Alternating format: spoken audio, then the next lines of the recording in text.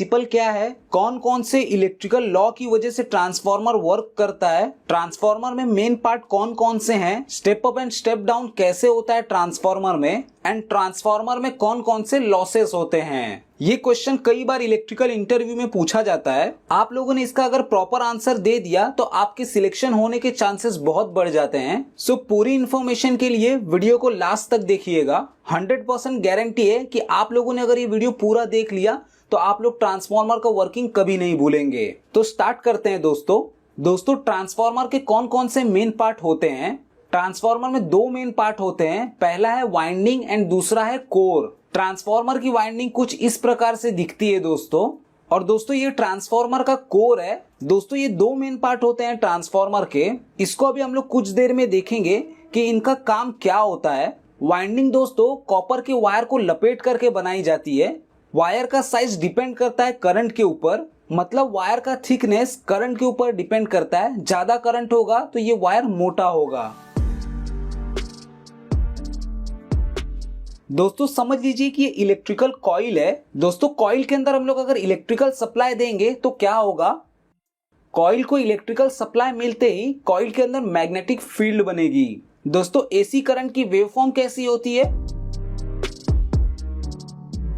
दोस्तों alternating current मतलब AC current की वेवफॉर्म ऐसी होती है जिसके अंदर क्या होता है कि हमारा वोल्टेज धीरे धीरे इंक्रीज होता है, पीक पे जाता है, फिर धीरे धीरे कम होता है, जीरो पे आता है, फिर नेगेटिव में जाता है, नेगेटिव के पीक पे जाता है, फिर वहां से धीरे धीरे वोल्टेज कम होना स्टार्ट होता है, फिर जीरो पे जाता है दोस्तों।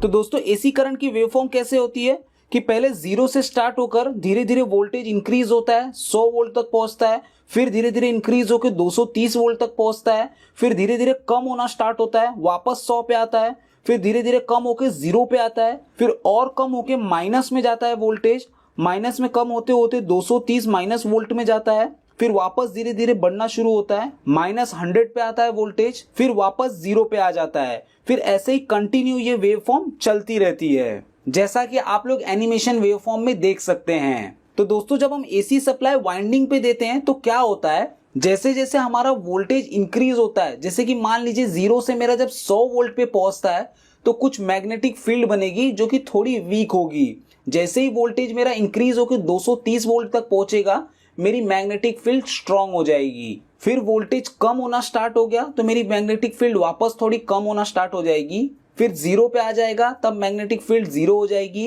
वापस जब मेरा वोल्टेज नेगेटिव में जाने लगेगा तो मेरी जो मैग्नेटिक फील्ड है वो उल्टा बनने लग जाएगी। तो जैसे नेगेटिव 100 वोल्ट पे पहुंचेगा तो मैग्नेटिक फील्ड थोड़ी सी स्ट्रांग होगी, जैसे नेगेटिव 230 वोल्ट पे जब पहुंचेगा तो हमारी मैग्नेटिक फील्ड स्ट्रांग होगी। फिर जब हमारा वोल्टेज -100 पे पहुंचेगा तो हमारी मैग्नेटिक फील्ड वापस थोड़ी कमजोर होना स्टार्ट हो जाएगी। जब वोल्टेज हमारा जीरो पे पहुंच जाएगा तो हमारी मैग्नेटिक फील्ड खत्म हो जाएगी। लेकिन ऐसे कंटिन्यू साइकिल चलती रहती है तो क्या होगा दोस्तों कि हमारी कंटिन्यू मैग्नेटिक फील्ड बनती रहेगी, कम होगी, फिर उल्टा मैग्नेटिक फील्ड बनेगी, फिर कम होगी, फिर वापस उल्टी मैग्नेटिक फील्ड बनेगी। ऐसा कंटिन्यू चलता रहता है एसी के केस में। दोस्तों अब हम लोग देख लेते हैं कि अगर कोई कंडक्टर को हम लोग मैग्नेटिक फील्ड में रखेंगे तो उस कंडक्टर के ऊपर क्या इफेक्ट पड़ता है।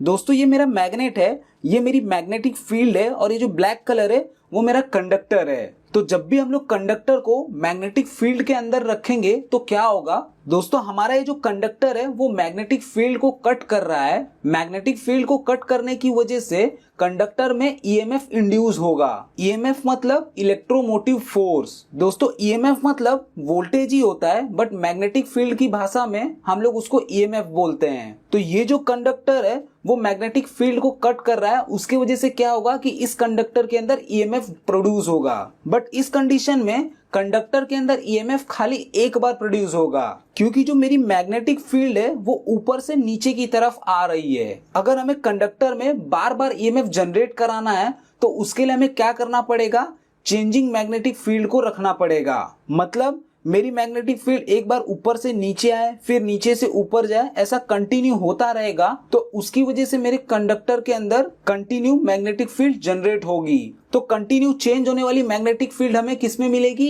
एसी सप्लाई में। दोस्तों कंडक्टर को हम जब मैग्नेटिक फील्ड के अंदर रखते हैं तो उसके अंदर ईएमएफ जनरेट होता है। ये जो ईएमएफ जनरेट हुआ है वो किस इलेक्ट्रिकल लॉ की वजह से हुआ है? Faraday law of electromagnetic induction. इसको दोस्तों Faraday law of mutual induction भी बोलते हैं। तो ईएमएफ किस लॉ की वजह से जनरेट हुआ? Faraday law of electromagnetic induction की वजह से। तो दोस्तों अब हम लोग देख लेते हैं कि ट्रांसफार्मर कैसे वर्क करता है। दोस्तों कंसीडर कर लीजिए कि एक वाइंडिंग है, इसके अंदर अभी हम लोग सप्लाई देंगे तो क्या होगा?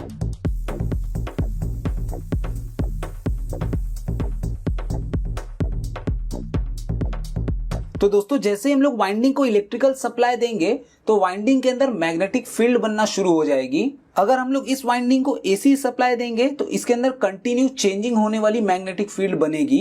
जैसा कि आप लोग एनिमेशन में देख सकते हैं, ये जो वाइंडिंग है ये मैग्नेटिक फील्ड बना रही है। अब मैं क्या करूंगा कि एक दूसरी वाइंडिंग को इसके नजदीक ला के रख दूंगा, तो क्या होगा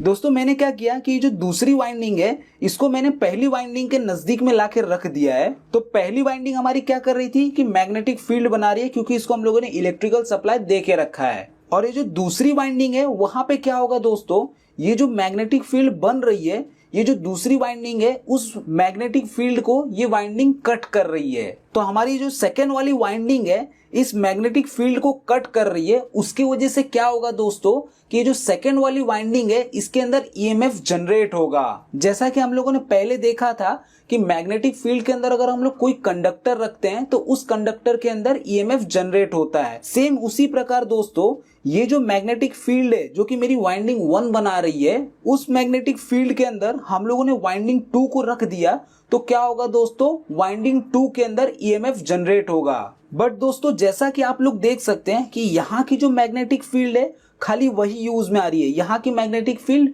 वेस्ट हो जा रही है। मतलब 75% से लेके 50% तक के आसपास की मैग्नेटिक फील्ड वेस्ट हो रही है। तो ये जो मैग्नेटिक फील्ड है वो वेस्ट ना हो उसके लिए हम लोग क्या करते हैं, कोर का यूज करते हैं। जो कोर होता है दोस्तों वो मैग्नेटिक फील्ड को वेस्ट होने से बचाता है। तो कोर हमारा मैग्नेटिक फील्ड को वेस्ट होने से कैसे बचाता है वो देख लेते हैं।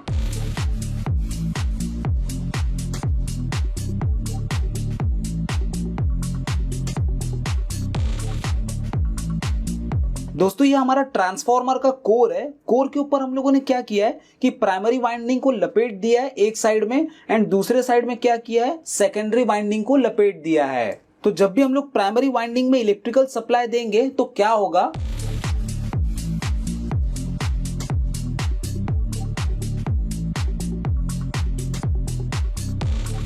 तो दोस्तों जैसे ही हम लोग इलेक्ट्रिकल सप्लाई देंगे प्राइमरी वाइंडिंग को तो ये वाइंडिंग क्या करेगी, मैग्नेटिक फील्ड बनाएगी। जैसा कि हम लोगों ने पहले देखा था कि वाइंडिंग में जब हम इलेक्ट्रिकल सप्लाई दे रहे थे तो वाइंडिंग में कुछ इस प्रकार से मैग्नेटिक फील्ड बनती है। बट दोस्तों इस केस में क्या होगा, कोर होने की वजह से ये जो मैग्नेटिक फील्ड ऐसी बन रही थी उसको ये बाहर नहीं जाने देगा। मतलब कोर का काम क्या होता है कि मैग्नेटिक फील्ड को पकड़ के रखना, एक रास्ता दिखाना। तो ये जो मेरी मैग्नेटिक फील्ड है जो कि यूज हो रही है उसको हम लोग मैग्नेटिक फ्लक्स बोलते हैं। ये मेरी मैग्नेटिक फील्ड या फ्लक्स क्या होगी कि मेरे सेकेंडरी वाइंडिंग के ऊपर जा करके कट होगी। तो सेकेंडरी वाइंडिंग में कट होने की वजह से क्या होगा दोस्तों, सेकेंडरी वाइंडिंग में ईएमएफ जनरेट होगा। प्राइमरी वाइंडिंग में हम लोग इलेक्ट्रिकल सप्लाई देंगे तो हमारी जो प्राइमरी वाइंडिंग है वो मैग्नेटिक फील्ड बनाएगी। कोर होने की वजह से मेरी जो मैग्नेटिक फील्ड है वो कोर के अंदर ही रह जाएगी। कोर उसको अट्रैक्ट करके रखेगा, बाहर नहीं जाने देगा। तो ये जो मैग्नेटिक फील्ड है वो यहाँ से होते होते यहाँ पे आएगी। यहाँ पे क्या होगा दोस्तों कि मेरा सेकेंडरी वाइंडिंग है, ये जो मैग्नेटिक फील्ड है और फ्लक्स है उसको मेरा ये सेकेंडरी वाइंडिंग कट करेगा। कट होने की वजह से क्या होगा दोस्तों, सेकेंडरी वाइंडिंग के अंदर ईएमएफ जनरेट होगा। ईएमएफ मतलब क्या होता है दोस्तों, वोल्टेज। तो सेकेंडरी में ये वोल्टेज कहां से आया और किस लॉ की वजह से आया, ये Faraday law of electromagnetic induction की वजह से आया। दोस्तों जैसा कि आप लोगों ने समझा कि बिना वायर को टच किए हुए यहाँ पे वोल्टेज प्रोड्यूस हो गया। इसीलिए दोस्तों ट्रांसफार्मर को हम लोग क्या बोलते हैं कि ट्रांसफार्मर म्यूचुअल इंडक्शन पे वर्क करता है। बिना टच किए हुए भी यहाँ पे वोल्टेज जनरेट हो गया। इसके लिए इसको दोस्तों Faraday law of mutual induction भी बोलते हैं। दोस्तों अभी तक आप लोगों को समझ में आ गया होगा कि सेकेंडरी वाइंडिंग के अंदर ईएमएफ कैसे जनरेट होता है। अब हम लोग देख लेते हैं कि ट्रांसफार्मर में step up and step down कैसे होता है। पहली बात कि स्टेप डाउन क्या होता है एंड स्टेप अप क्या होता है।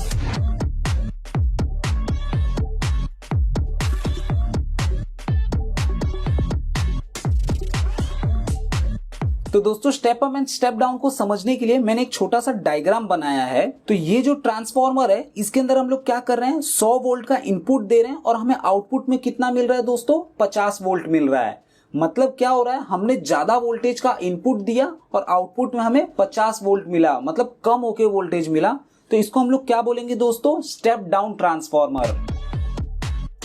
वहीं पे दोस्तों दूसरे केस में क्या हो रहा है कि मैंने वोल्टेज कितना दिया, 50 वोल्ट दिया और मुझे आउटपुट कितना मिल रहा है, 100 वोल्ट मिल रहा है। तो इस केस में क्या हो रहा है कि मेरा इनपुट वोल्टेज कम था और आउटपुट वोल्टेज मुझे ज्यादा मिल रहा है। तो इसको क्या बोलेंगे दोस्तों, स्टेप अप ट्रांसफार्मर। दोस्तों ट्रांसफार्मर में step up and step down किसके ऊपर डिपेंड करता है, नंबर ऑफ टर्न्स। मतलब ये जो वाइंडिंग है इसका मैंने नंबर ऑफ टर्न्स कितनी बार लिया है। इस चीज को हम लोग और भी अच्छे से समझेंगे पार्ट 2 वीडियो के अंदर कि transformer step up and step down कैसे करता है वोल्टेज को। अभी दोस्तों हम लोग देख लेते हैं कि ट्रांसफार्मर में कौन कौन से लॉस होते हैं। दोस्तों ट्रांसफार्मर में 2 मेन पार्ट थे। पहला तो हमारा कोर था, दूसरा हमारा वाइंडिंग था। तो ट्रांसफार्मर में मेन लॉस इन्हीं 2 के अंदर होता है। तो हमारा जो कोर होता है उसके अंदर 2 टाइप के लॉस होते हैं। कोर लॉस के अंदर पहला लॉस है हाइस्टेरेसिस लॉस एंड दूसरा लॉस है एडी करंट लॉस। हाइस्टेरेसिस जो लॉस होता है वो हमारा मैग्नेट के ऊपर होता है। ट्रांसफार्मर के ये जो लॉस हैं इसको डीप में हम लोग पार्ट 2 वाली वीडियो में देखेंगे। तो ट्रांसफार्मर के अंदर ये जो हाइस्टेरेसिस लॉस हो रहा है इसको कम करने के लिए हम लोग क्या करते हैं कि जो हमारा कोर होता है उसका जो मटेरियल है वो हम लोग सिलिकॉन स्टील का मटेरियल यूज करते हैं। और वहीं पे दूसरा लॉस कौन सा था, एडी करंट लॉस। तो जो एडी करंट लॉस होता है उसको कम करने के लिए हम लोग क्या करते हैं, जो कोर होता है उसको पतले पतले शीट का यूज करते हैं। एक अक्खा शीट नहीं ले लेते, हम लोग पतले पतले बहुत सारी शीट का यूज करते हैं जिससे कि एडी करंट लॉस कम हो जाता है। और वहीं पे दोस्तों हमारा दूसरा मेन पार्ट कौन सा था, वाइंडिंग। तो वाइंडिंग के अंदर भी लॉस होता है I2R लॉस। ये लॉस दोस्तों हमारी वाइंडिंग की रेजिस्टेंस की वजह से होता है। दोस्तों transformer step up and step down कैसे करता है एंड ट्रांसफार्मर के लॉस को हम लोग डीप में देखेंगे पार्ट 2 वीडियो के अंदर। बट पार्ट 2 वीडियो तभी आएगी दोस्तों जब इस वीडियो पे 1000 लाइक कंप्लीट होंगे। तो दोस्तों आज की वीडियो में इतना ही देखेंगे। Thank you for watching. आप लोगों को वीडियो कैसी लगी प्लीज मुझे लाइक करके एंड कमेंट करके जरूर बताएं। मिलते हैं नेक्स्ट वीडियो में।